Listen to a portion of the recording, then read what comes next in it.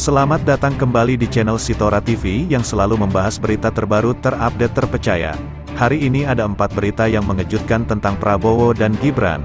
Sebelum Mimin bacakan berita, Mimin mohon kepada kalian semua untuk subscribe channel ini dan jangan lupa like serta komen. Oke, langsung saja kita mulai ke berita yang pertama.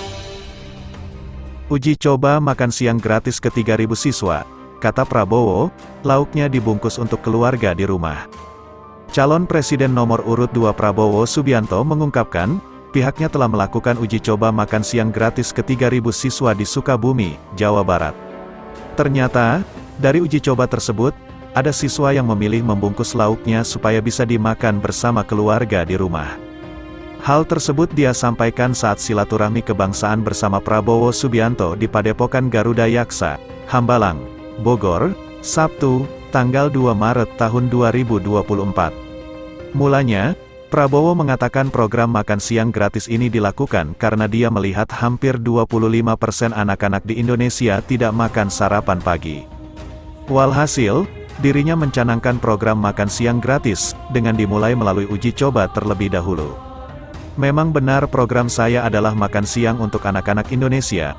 Kenapa? Hampir 25% tidak makan pagi tiap hari. Kita sudah mulai program uji coba makan siang gratis di daerah Sukabumi, tepatnya di Kampung Cikembang, 2 jam dari ibu kota, ujar Prabowo dalam keterangannya.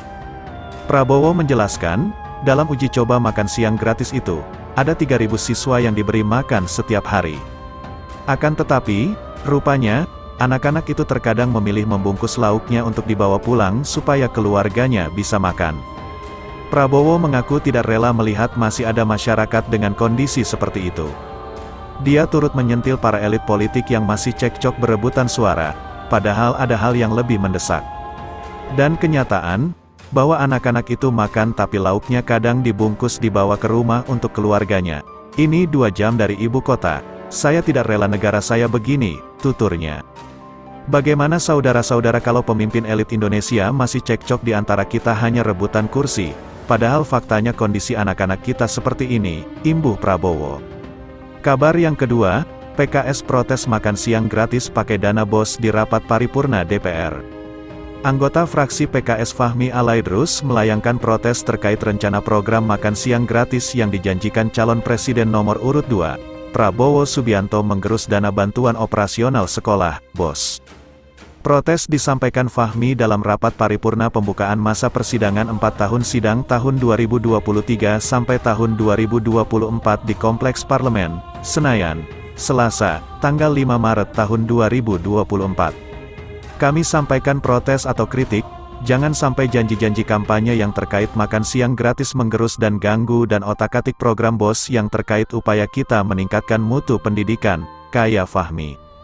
Fahmi mengaku prihatin soal wacana penggunaan dana BOS untuk program makan siang gratis. Ia menegaskan program tersebut belum layak untuk diperbincangkan. Menurut Fahmi, rencana ini juga telah membuat tenaga pendidik gelisah. Ia mengingatkan bahwa dana BOS sepenuhnya dipergunakan untuk tingkatkan mutu pendidikan. Masih banyak persoalan pendidikan di negeri kita, guru, sarana dan prasarana sekolah memerlukan pendanaan. Amanah 20% anggaran pendidikan itu benar-benar harus dijalankan sepenuhnya, ujarnya. Sebelumnya Bupati Tangerang tahun 2013 sampai tahun 2023 sekaligus Ketua DPD Golkar DKI Jakarta Ahmed Zaki Iskandar sempat mengusulkan kepada Menko Airlangga Hartarto soal penggunaan dana BOS untuk program makan siang gratis. Zaki menyampaikan itu ketika Airlangga hadir dalam simulasi makan siang gratis di SMP Negeri 2 Curug, Tangerang, Banten beberapa waktu lalu. Pola pendanaannya, nah ini Pak, Airlangga, kita mengusulkan melalui BOS spesifik atau BOS afirmatif untuk khusus penyediaan makan siang bagi siswa. Ini bisa dengan rekening yang terpisah untuk setiap sekolah, dari BOS reguler dipisah dengan BOS afirmatif atau spesifik ini. Usul Zaki kepada Airlangga di SMPN 2 Curug, Tangerang. Menko Airlangga tidak mengamini langsung usul tersebut, namun, ia mengindikasikan bahwa dana BOS memang dimungkinkan untuk mendanai program Prabowo Gibran tersebut. Kalau model untuk set SMP kita relatif punya sistem, punya pipeline anggaran, salah satunya melalui BOS, dan secara spesifik itu bisa dibuat, ujar Airlangga. Juru bicara Kemenko Perekonomian Haryo Limanseto belakangan menegaskan usul penggunaan dana BOS untuk makan siang gratis bukan datang dari Menko Airlangga. Kan sama-sama kita dengar, itu usulan atau presentasi dari Pak Zaki, Bupati Tangerang tahun 2013 sampai tahun 2023 Ahmed Zaki Iskandar, mantan Bupati Tangerang itu. Jadi, dia mengusulkan penggunaan dana BOS karena mekanismenya sudah ada, prosedurnya juga sudah ada, tapi mereka mengusulkan dipisahkan, ucap Haryo kepada knindonesia.com, Senin, tanggal 4 Maret tahun 2024. Kabar yang ketiga, bicara demokrasi depan investor, Prabowo, saya pengalaman di 5 pemilu.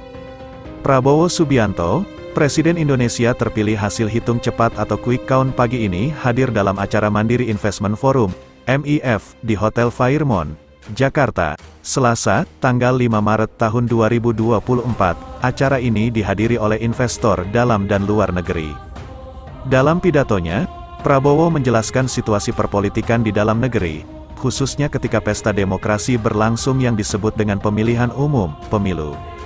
Saya pikir saya punya sangat banyak pengalaman dalam berpartisipasi 5 pemilu, dan biarkan saya memberi kesaksian bahwa demokrasi sangat-sangat melelahkan, demokrasi sangat messy, demokrasi very costly, dan kita sampai sekarang masih tidak satisfi dengan demokrasi kita, ungkapnya. Meski demikian, Prabowo melihat banyak ruang untuk perbaikan di tengah kompleksitas persoalan. Indonesia adalah negara besar yang terdiri dari 17.000 pulau dengan masyarakat yang beragam dari sisi ras, suku hingga agama. Ketika pemilu, Prabowo tak sanggup untuk menjangkau keseluruhan pulau, padahal ini penting untuk menyerap aspirasi seluruh masyarakat. Dari 38 provinsi saya cuma bisa datangi, saya pikir terakhir hitungannya hanya 26. Jadi saya masih setelah pemilu ini saya harus masih pergi ke provinsi sisanya karena saya sudah janji provinsi yang tidak saya bisa datangi saat kampanye harus saya datangi setelah masa kampanye, terang Prabowo. Pemilu 2024 sudah hampir berakhir. Prabowo optimistis akan dilantik pada tanggal 20 Oktober nanti.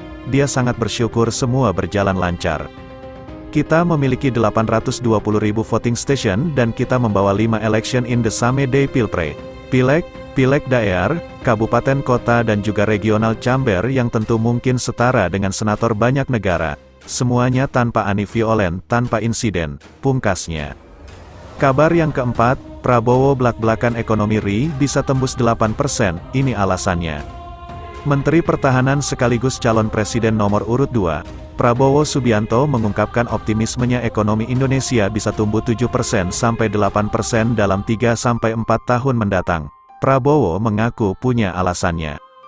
Seperti diketahui, Prabowo diambang kemenangan menjadi Presiden Indonesia setelah unggul sementara ini dengan raihan suara 58,82%.